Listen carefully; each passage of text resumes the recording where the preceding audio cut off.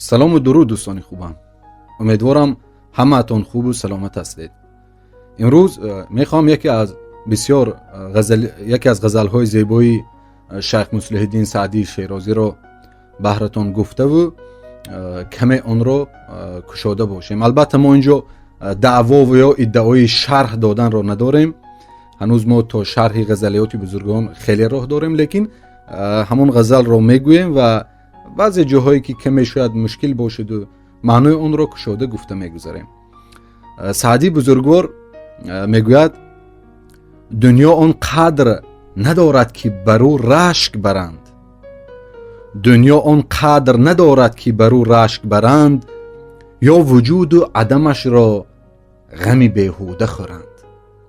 میگوید این دنیا اونقدر قدر و قیمت ندارد که ما به خاطر آن رشک بریم نسبت یکدیگر که چرا او دارد و من ندارم، یا که بود و نبودش را میگوید ما بیهوده غم خوریم که چرا من دارم یا ندارم.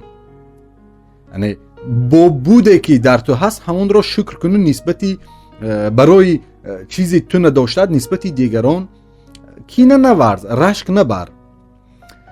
نظر آنان که نکردند در این مشت خاک، الحق انصاف توان داد که صاحب نظرند. میگوید آن انسان هایی که به این مشت خاک دل نبستند، یعنی داده نشدند به این دنیا، میگوید واقعا میگوید باید انصاف دهیم که اینها انسان های صاحب نظرند، زیرا انسان آگاه میتواند که فریفته و دلبسته این دنیا نگردد. عارفان هرچی ثبات و بقای نکند، گر همه ملک جهان است به هیجش نخرند. میگوید انسان های عارف گفته یعنی که آن انسان هایی که به حقیقتی وجودی خداوند و خودشان پی بردن، خودشان را خوب شناختن و وظیفه خودشان را در این زندگی چند روزه دانستن که چی هستند و باید چی کار کنند. یعنی که به همین انسان ها میگوید عارفان هرچی ثبات و بقای نکند، اون چیزی که پایدار نیست، همیشگی نیست و بقا ندارد در این دنیا، گر همه ملک جهان است به هیچ جشن نخرند. اگر تمامی ملک این دنیا باشد میگوید به هیچ چیز او را نمیخرند. یعنی نزد عارفان همه دارایی و این چیزی دنیا اصلا قدر ندارد. شاید آنها داشته باشند، شاید آنها ثروتمند باشند، عارفان کسانی که خود را و خدا را خوب شناختند، اما نزدشان آن دارایی، آن مال و ثروت و دیگر تمامی چیزی که ما در ذهن داریم نزد آنها هیچ قدری ندارد.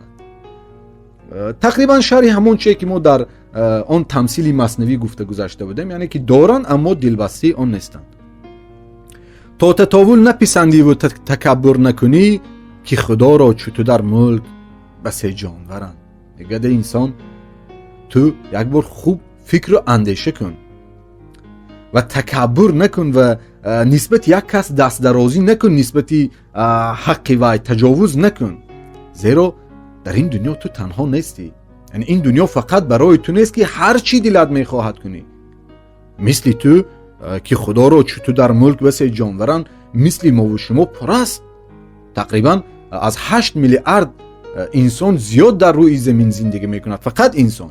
غیر از انسان که ما دیگر خیلی جانوران و دیگر حیوانات و مخلوقات خداوند است که این دنیا برای همه هست، نه فقط برای یک من یا که یک شما. و خاطر این سعدی میگه که انسان تو آگاه باش که از اون چارچوبه که برای تو مشخص شده است از آن تجاوز نکن، پای خود را بیرون ننه، چون مثل تو در این ملک، در این دنیا هزاران میلیاردها زندگی میکنن. این سرای است که البته خلل خواهد کرد، خنک آن قوم که در بندی سرای دیگرند. میگوید این دنیا البته یک دنیا است که در آن تباهی و فسادی و این چیزها رو ما انسان ها زیاد خودمون ایجاد کردیم. برای همین میگوید که خوش به حال آن قومی که آن گروهی که در بندی سرای دیگرند، یعنی که در پشتی در فکری تعمیر یک دنیای دیگر هستند. خب باید به این اینجا کمی ما توجه کنیم که این معنی این را ندارد که ما در این دنیا دیگر همین خیلی دل سرد شده نشینیم و به امید این باشیم که کی دیگر دنیا رفته در آنجا بعد زندگی خود را سازیم. نه، باید آن دنیا رو در اینجا، در این دنیا ایستاده ما بسازیم. حضرت اقبال هم میگوید که مذهب زنده دلان خواب پریشانی نیست، در همین خاک جهانی دیگر ساختن است. یعنی در اینجا ایستاده ما یک دنیای دیگر باید بسازیم برای خودمون. یا که حضرت بیدل جایی میگوید که نفس هر دم ز قصر عمر خشته میکند بیدل. این نفس یعنی ما هر بار که یک نفس میکشیم گویا به منزله یک خشت از قصر عمر ما کنده میشه و نفس هر دم ز قصر عمر خشته میکند بیدل. خب این خشت های قصر عمر ما کنده شده ایستادن، در برابر این باید ما یک کار کنیم. بیدل راهنمایی میکنند، میگوید پی تعمیر این ویرانه معمار این چنین باید. خب وقتی که تو میگوید میبینی که این قصر عمری تو آهسته آهسته خشتهایش کنده شده ایستادن به واسطه همین نفس که گذشتی وقت است، چی کار کن؟ میگوید این خشتها را بیهوده نپرتا. یعنی آدمی عاقل وقتی که یک خانه را میخواهد دوباره بازسازی کند، خشتهای آن را برده نمیپرتاید و اسراف کرده دیگر خشتی نو بیارد، همین خشتها را گرفته میگوید یک خانه دیگر میسازد. بیدل میگوید تو هم پی تعمیر این ویرانه، به خاطر که این قصر عمری تو ویران شده ایستاده است، با همین خشت یعنی با همین عمرت به واسطه کاری خوب کردنت معمار این چنین باید در آن دنیا یک بنای دیگر ساز برای خودت، یک قصر دیگر ساز. یعنی در واقع خوبی های ما در روایت ها هم داریم. هر خوبی هر کارهای چیه که ما میکنیم به منزله این است که گویا در دیگر عالم برای ما یک بنای دیگر، یک قصر دیگر، یک خانه دیگر آباد کرده ایستادیم. برای همین اینجا سعدی هم میگوید خانه کن قوم که در بندی سرای دیگرن، نه اینکه ما تماما دل در این دنیا، نه، در این دنیا باشیم خوب زندگی کنیم اما با خوبی هایمون به فکری دیگر دنیا هم باشیم. دوستی با کی شنیدی که به سر بر جهان حق عیان است، ولی طایفه بی بسرن.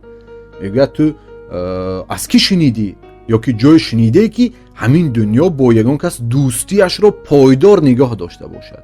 یعنی دنیا با کسی آیا وفا کرده است؟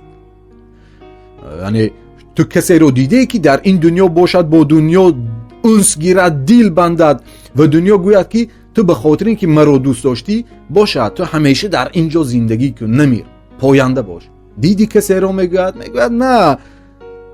دوستی با کی شنیدی که به سر بر جهان حق عیان است ولی طایفی بی بسرن. این یک چیزی بسیار روشن است، لیکن ما انسان ها یک واقعا کمی شاید از سبب غفلت باشد مثل یک طایفی بی بسر میگوید که نمیبینیم، با چشم دل نمیبینیم که این دنیا با ما دوستی نمیکند. ما خواه امروز خواه فردا اخیر این دنیا ما رو فریب داده، میگوید که خوب مرا دوست داشتی دیگر از این جای راه ما دیگر با هم نیستیم، راه جدا راه هم جدا. ای که بر پشت زمینی همه وقت آنی تو نیست، دیگران در شکمی مادر و پشتی پدرن. میگوید که ای انسان، ای کسی که در پشت زمین میگردی، یعنی که در روی زمین میگردی، همه وقت اینجا مالی تو نیست این دنیا. غیر از این که تو این آدمایی که در گرد و اطرافت میبینی باز دیگران هستند در شکم مادر، در پشت پدر. بعضیا هنوز در رحم مادر تولد نشدند، بعضیا هنوز اصلا در نقشه نیستند، هنوز در صلب پدرند. یعنی این دنیا غیر از من تو زیاد انسان ها دارد، از آدم تا آخرین آدمی که دیگر گویم حیات تمام میشود چندین میلیاردها شاید انسان ها میگذرند. این فقط برای مخصوص من تو نیست. این بیت خیلی زیبا است، این را ببینید. میگوید گوسفند بردین گرگ معود هر روز، گوسفندان دیگر خیره در او مینگرند. این گرگ معود یعنی این دنیا یا که این اجل که مثل یک گرگی معود عادت کرده شده، گرگی که عادت کرده است که هر روز می آید و در این گله یک گوسفند را گرفته می برد. یعنی این اجل می آید هر روز یک نفر ما می بینیم، هر روز یک دوستیم و یک نزدیکیم و پدر و مادریم و از قوم نزدیکانمون می گذرند، وفات می کنند. گوسفند برد این گرگ معود هر روز یک نفر می رود، اما گوسفندان دیگر خیره بر او می نگرند. دیگر انسان ها همین طور نگاه میکنند. میدونیم، ما همه میدونیم که میمیریم، میدونیم که پاینده نیستیم، اما طور زندگی میکنیم که گویا هرگز نمیمیریم، همیشه گویا باشیم در این دنیا. حالان که مرگ این بهترین خود یک نوعی گویم موعظه است. همین مرگ دوستان خود بهترین یک پند است که باید انسان عاقل عبرت گیرد که این روز این نفر رفت، پگاه من هم میروم. گوسفند بردین گرگ معود، هر روز گوسفندان دیگر خیره در او می نگرند. آن که پای از سر نخوت ننهادی بر خاک، عاقبت خاک شد و خلق بدو می گذرند. بگده انسان هایی که بعضا هستید از روی تکبر یا که از روی نمیدونم اینقدر ثروتمند و دارا هستی که حتی پای خود را در خاک نمی نهی، حتی در روی زمین درست راه نمیگردی که مبادا خاک آلود شوم. میگوید آگاه باش، امروز تو در روی زمین راه نمیگردی، اما زمان فرا میرسد، وقتی میرسد که عاقبت خاک میشوی تو و خلق بر روی تو میگذرند. خب تو ما هم میمیریم، ما زیر خاک میرویم، دیگر ما به خاک مبدل میگردیم یک زمانه و دیگر انسان ها روی ما راه میگردند. پس چه ارزش دارد که در این زندگی چند روز اینقدر تکبر و نمیدونم خودپسندی و کاش که قیمت انفاس بدانند خلق، تا دم چند که مانده است غنیمت شمارند. سعدی میگوید که کاش که این ما انسان ها خلق، کاش که ما انسان ها قدر و قیمت این نفس ها رو میدانستیم، کاش که ما قدر و قیمت این نفس ها رو میدانستیم تا لااقل که اگر امروز به 30 و 40 و 50 یا 20 سال رسیدیم، لااقل چند روز چند سالی باقی مانده رو غنیمت شماریم، چند نفسی باقی مانده رو اگر میگه تو غافل بودی تا این روز نشنیدی، لااقل این بعدش رو غنیمت شمرده در پی یک خوبی باشیم، یک جمعیت رو آباد کنیم، خوبی خودمون رو به مردم رسانیم، همین یک کار کنیم که مردم از ما استفاده برد، نیکیمون به آنها رسد. کاش که قیمت انفاس بدانند خلق، تا دم چند که مانده است غنیمت شمارند. یعنی واقعا این عمر، دانستن قدر عمر انسان رو خوشبخت میکند و خوشبختی و بدبختی ما در گروی همین وقت عمر هست. اگر این عمر اینقدر ارزشمند نمی بود، خداوند در قرآن به عصر سوگند یاد نمی کرد. و عصر که گفته قسم می خورد، برخی مفسران میگویند عصر یعنی وقت، یعنی وقت. خداوند به همین وقت قسم می خورد که سعادت و خوشبختی انسان در گروی دانستن همین غنیمت شمردن عمر خودش است. اگر ما توانیم عمر خودمون رو خوب برنامه ریزی کرده و خوب استفاده بریم، واقعا انسانی سعادتمند می شویم. گلی بیخار میسر نشود در بوستان، یعنی در بوستان گل بیخار نمی شود، حتما گل همراه خودش خار دارد. گلی بیخار میسر نشود در بوستان، گلی بیخاری جهان مردمی نیکوسیرند. میگوید که در اصل گل بیخار نمی شود، اما هست گلی بیخار یافتن ممکن. آن گل های بیخار کیا هستند؟ میگوید مردمی نیکوسیرت، مردمی خوش اخلاق، مردمی که واقعا خودشان را شناخته، روی خودشان کار کردن و خصلت های بد را دور کرده و پیوسته در پی خوبی هستند، پیوسته در پی زیبایی هستند، میخواهند نسبت یک کس خوبی خودشان را رسانند. یعنی اینها گلی بیخاری جهانند، میگوید سعدی. و در آخر میگوید سعدی مردی نکونام نمیرد هرگز، مرده آن است که نامش به نکویی نبرند. میگوید انسان مردی نکونام هرگز نمیمیرد، مردی نکونام، انسانی نکونام هرگز نمیمیرد. تصور کنید اگر یک انسانی بزرگ، یک عارف، یک عالم گذشت، شما تصور نکنید او مرده است، بلکه میگن مرده آن است که نامش به نکویی نبرند. شاید زنده است، در روی زمان میگردد، با دو پای روان میگردد در روی زمین، اما هیچ نفعش به مردم نمیرسد. این انسان مرده است. و آن انسانی که واقعا جسمی او از این دنیا رفته است و لیکن کارهای خوب از خودش باقی مانده است، میگد او نمیمیرد. مرده آن است که نامش به نکویی نبرند. یا که در جای دیگر میگوید که زنده و جاوید ماند هر کی نکونام زیست، که از عقبش ذکر خیر زنده کند نام را. آن کسی که زنده و هر نکونام زندگی کرد و منفعتش به دیگران رسید، در اصل او یک کسی هست که همیشه جاوید زنده است، او میرنده نیست. یعنی اگرچه جسمی او این دنیا را ترک میکند، اما نامش، خاطر او همیشه در ذهن و یاد و قلب مردم پاینده خواهد ماند.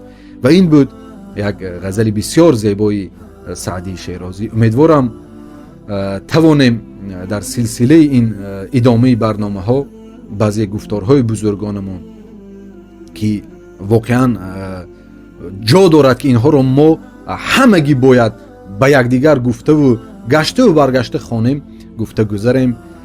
باقی دوستانم همتون در حفظ و امان خداوند باشید. محتاج دعای شما هستیم. خیر دوستان.